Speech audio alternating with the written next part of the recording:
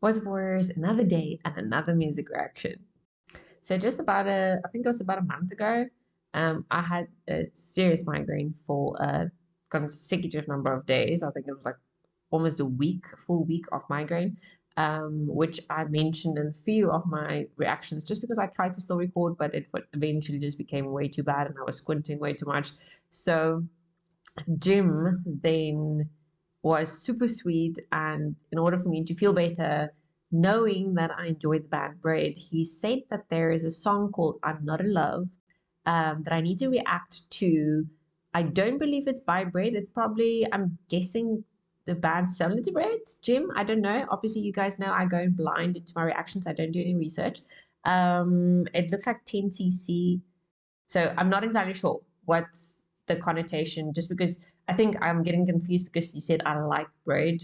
But maybe, yeah, I think it's maybe just a band similar to Bread. But in any case, so there's a specific performance that you asked for, which was, let me tell you, the Swansea Whales. So it was recorded in 2011. This is the one we're going to react to. So just this morning, I was going through the reactions with my brother, telling him what is it that I'm going to react to. And then he said, listen, this song, you need to go and dive into how it actually was created. So apparently there's a huge story behind it. I went to pull up, you guys know I like Genius, using Genius as my source of information. So I went onto Genius and I saw a very long explanation, or like an about section. So I left it. Again, we do that afterwards. I don't go and read it beforehand. But what my brother mentioned is that they apparently, these guys went and created something like was an orchestra or a choir where there were, I think it was 620 odd voices. They didn't have actual humans. They artificially went and created these voices or something of the sort in order to create themselves a choir, in order to make the song. So I don't know, like that just overwhelms my brain because you guys know I know nothing about music. So I think we're just going to go and jump into this one, experience the song, and then we can go and do our research afterwards. Okay. Then we can bed down the facts of what is what. So here we go. Thank you.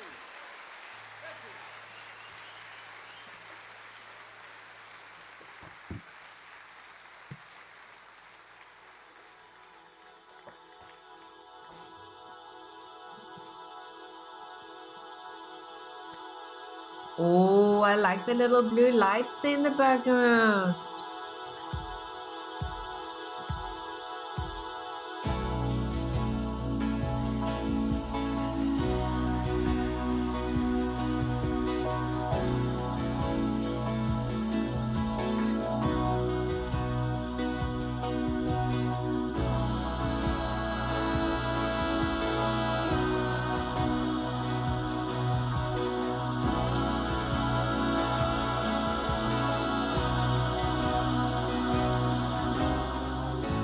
I'm not in love, so don't forget it. It's just to see the face I'm going through. And just because I call you up, don't get me wrong, don't think you've got it made. I'm not in love, no, no. It's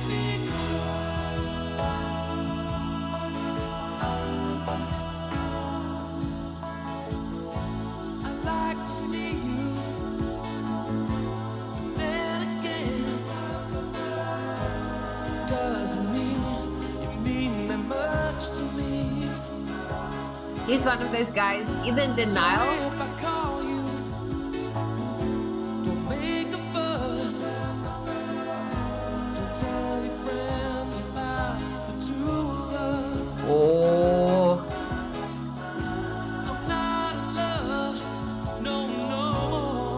oh. It's because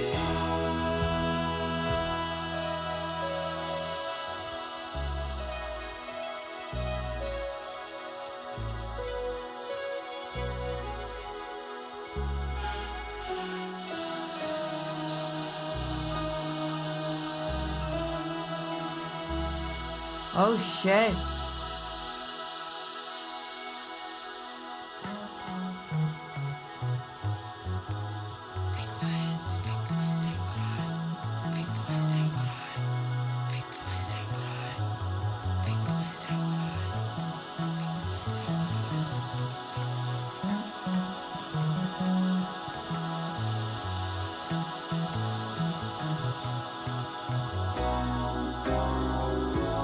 Keep your picture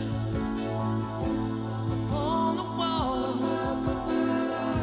It hides a nasty stain that's lying there. So don't you ask me to give it back. No, you know it doesn't mean that much to me. Ah, I can just Not listen in to him love, all day. no more. It's because His voice reminds me of George Michael. you If you wait don't a look at him, long time for just the me. voice. You wait a long time.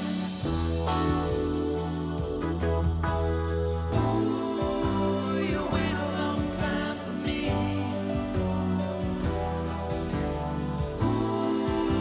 You wait a long time. Not in love, so don't forget it. It's just a silly phase I'm going through. And just because I call you up, can't be wrong. Don't think you've got it made. I'm not in love. I'm not in love.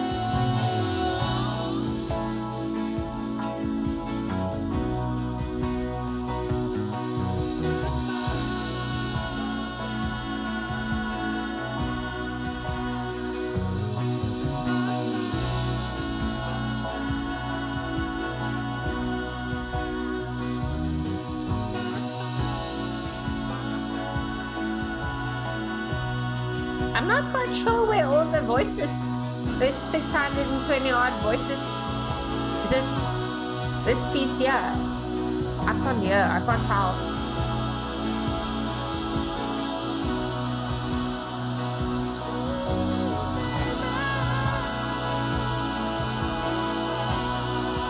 Wow.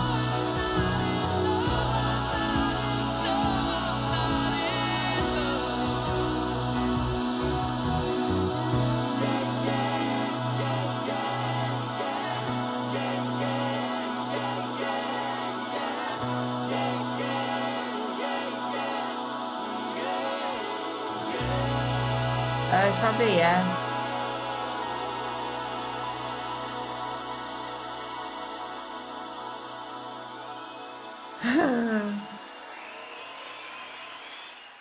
Oh my goodness gracious. Okay, so you guys know I'm deaf to certain tones now. So I think I struggled a bit to hear, unless it wasn't in this performance, unless I have it wrong. Um, but okay, so the band itself, they kind of remind me of, they give me very much a Pink Floyd vibe. The lead singer, however, his voice reminds me of George Michael. Um, and then what else is it that I sort of, oh, so their dress code. So they just look like your typical boring job, 9 to 5, either salesman or desk bound or something. You know, those jobs that generally make men feel very, very miserable in their lifetimes, and that's why they hit midlife crises and whatever else. It's like your typical 80s car salesman vibe, but then they come and they freaking jam it out on stage, have a huge audience, and they could not care less about the fashion and how they look, and which I find very pleasing because there's artists that I get, because I'm visually stimulated. I find it really difficult to not get distracted by what I see. when there's stuff that bugs me. Like, I don't like watching half naked people. I really don't. It's not the place. So I prefer you are fully clothed and nothing's funky or out of the ordinary, so that I don't have to get distracted by it because I want to focus on the music. And I don't know, like, I will get distracted by a freaking scarf. If I think the scarf is out of the ordinary, it's just not norm, then my brain, ADHD, will just spiral and obsess over wanting to find out what is the reason behind this freaking scarf. Like, so that's why I tend to use the word simplex, or simplex and simple a lot. It's not an insult. They went back to basics. Okay, so it's more like basics that I'm trying to explain here. People take severe offense apparently in my YouTube comments when I use the word simplistic. So to educate, to clarify, I'm not insulting it. I'm not saying that it is stupid, or I don't know, whatever you want to go with, whatever floats your boat. I am saying it is so freaking phenomenal that they managed to go down back to basics, which almost the basics are simplistic. They didn't overcomplicate things, and that's why it is so phenomenal, whatever it is that they delivered. Okay. Now I've gone to over explain again. But in any case, I liked it. I find it. I spoke to my brother the other day about it as well, because I find it really difficult to tell tones apart and tell musical instruments apart when there's pieces where there's too many instruments and too much happening in the background. I don't necessarily appreciate the music as much as what I would have if it was an acoustic, for instance, or if they only had a piano, a guitar, a bass guitar, maybe an acoustic guitar, and then a little bit of drums, and a cello or a violin, something simple. But the moment you start adding what is it, a tambo, and those little pipes, I don't know, but percussions, I think is what it's called. Guys, again, please, disclaimer, I don't know anything about music, and I don't know anything about musical instruments. I'm not the musical one in the family, my brother is. So the moment you add all of those other things, it becomes too much. Like, I get sensory overload, which is sadly something I struggle with every single day. Any case, I want to go and check what the heck. Why is it something that I missed? Because I kept focusing and trying to figure out where the hell was the orchestra. Not the orchestra, the choir, I think is what my brother said. All those 600 voices that came together and what. So I think the lyrics were fairly. I'm not going to go and read the lyrics. Maybe I should. Should I? I mean, it was fairly straightforward to the point. So I did find that he was. So you get a few different kinds of men. So when they fall in love, but they don't necessarily want to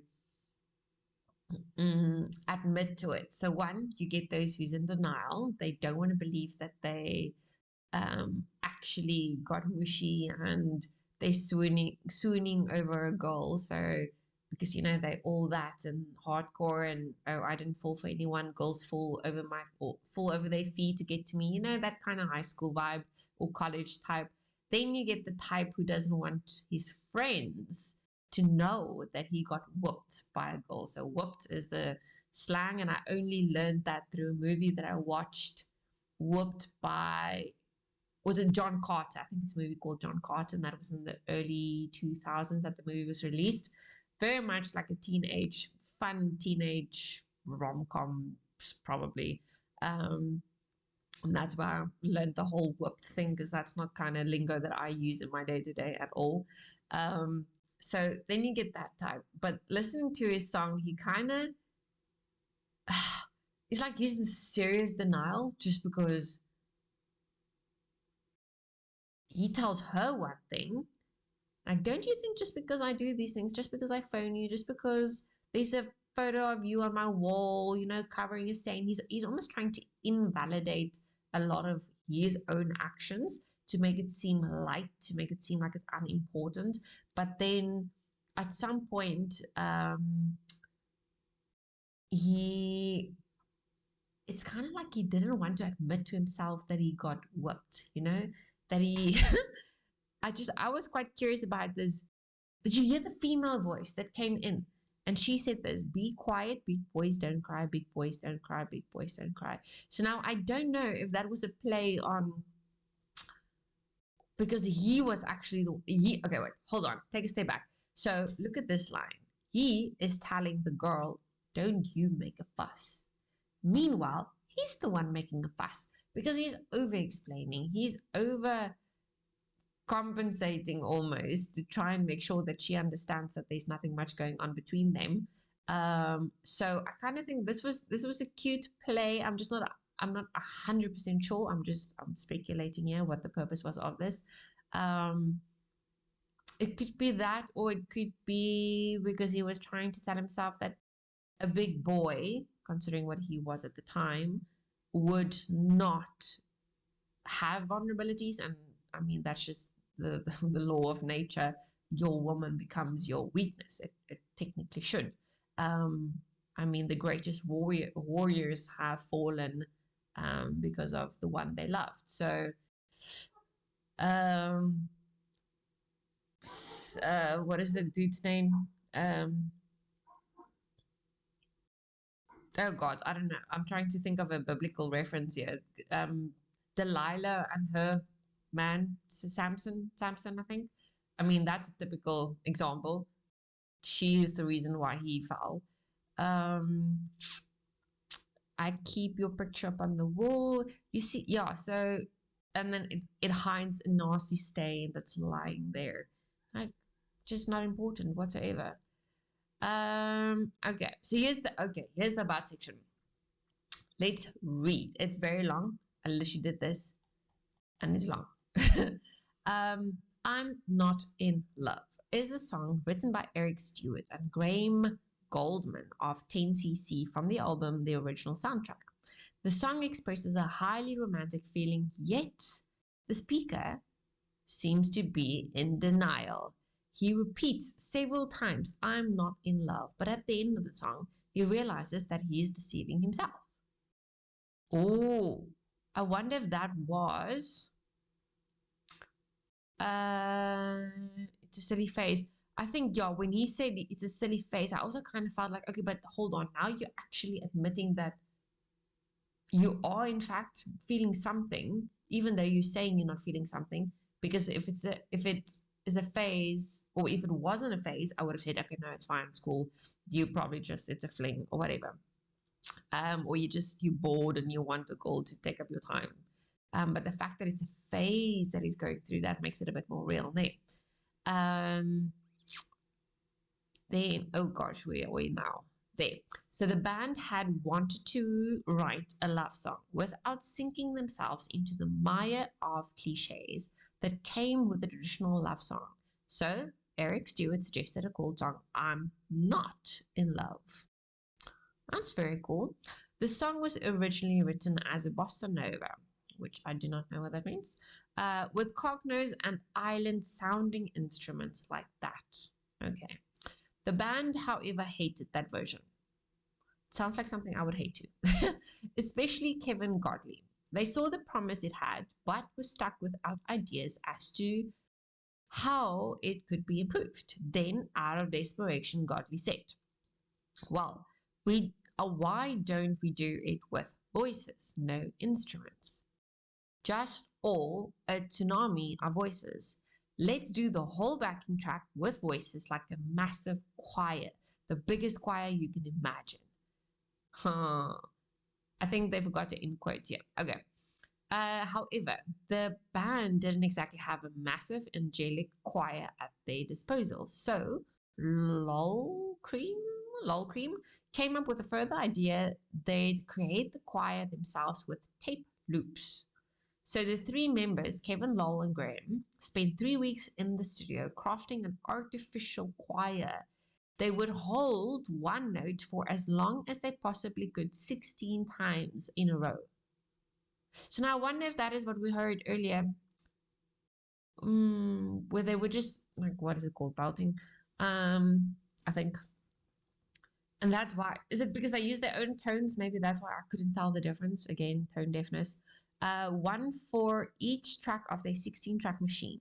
Then they bounce all of that down onto stereotype, whatever that means. They repeated this process for 13 notes, a chromatic scale in the key of C. This ended up giving the band 624 voices to work with in total. The band then composed the song by playing the control board as a keyboard. Each member had 3 faders to work with, which correspond to 3 notes. Okay, see, I would not know that. And they composed the song by pushing the faders back and forth. I don't even know what a fader is. All of the notes play at once throughout the entire song. They were prevented from being fully muted by a piece of masking tape. I wonder if these are the buttons on the audio boards, the soundboards, or whatever you want to call it. It says boards with a gazillion switches and whatever, so that would make sense if it's that. Okay, so they were prevented from being fully muted by a piece of masking tape, which kept the faders from falling below a certain volume level. This is what causes the harmony to sound like an incredible, overwhelming blanket of sound. It was definitely overwhelming to my ears. An entire chromatic scale being sung all at once by the equivalent of 624 people. The band then recorded a rhythm track, which was intended to be temporary. They were going to record over it with another a cappella layer which mimicked it. However, the band liked the way it worked with the tape choir section and kept it. So the version which was intended to be sort of intermediary draft ended up being the final version of the song. Godley, however, still wasn't satisfied with the song as it was. Something effusive was still missing and he couldn't put his finger on it. Suddenly, Lol Cream remembered something he'd said while recording the grand piano solo. Be quiet, big boys, don't cry. Godley loved it and wanted it in. However, Cream's voice just wasn't right. They needed something else. Just then, the band's secretary, Kathy Redfern, popped her head into the studio and whispered, Eric, sorry to bother you. There is a telephone call for you. Lol jumped up and cried. That's the voice. Her voice is perfect. And with that addition, well, I suppose it was like an audition now, isn't it? The song was complete. I'm Not in Love was the original single released in support of the band's third album, The Original Soundtrack. It was the band's breakthrough hit, reaching #1 in the UK, Ireland, and Canada, and #2 in the US. It's been featured in many soundtracks since, including The Virgin Suicides, Guardians of the Galaxy, oh, I don't know this song, and Grand Theft Auto, Vice City Stories. Guardians of the Galaxy, I've watched it, but I didn't recognize the song whatsoever. Okay, shows you how much attention I pay. This is some incredible.